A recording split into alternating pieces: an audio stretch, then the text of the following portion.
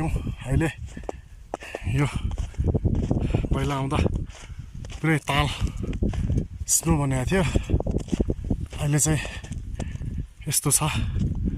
यो भैरवकुण्ड देख्न सक्नुहुन्छ, अहिले पनि हिउँले ढाकेको छ। म एकछिनपछि देखाउँछु। यो भैरवकुण्डको इन्भाइरोमेन्ट चाहिँ यस्तो छ। यस्तो छ भैरवकुण्ड।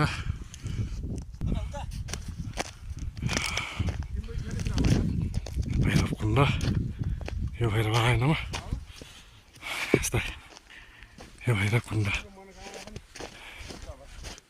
यो भैरवकुण्डलाई हेर्नुहोस्, यही हो भैरवकुण्ड। जय श्री भैरवकुण्ड आएन ल। यो भैरवकुण्ड अहिले पुरै यो पुरा आइस जमेको छ। यता चाहिँ पुरा पानी छ, यो जल छ। यो चाहिँ भैरवकुण्ड हो।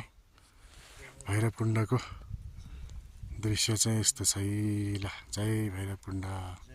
एकचोटि आउनु होला, पाल्नु होला, एकदम रमाइलो छ, एकदमै रमाइलो छ। यहाँको वातावरण, यहाँको मौसम एकदमै रमणीय छ दृश्य। ओम श्री भैरवकुण्डाय नमः। एउटा यो महादेवको मूर्ति छ। ओम श्री भैरवाय नमः। ओम नमः शिवाय, नमः शिवाय, नमः शिवाय। शिव शिव शिव शिव।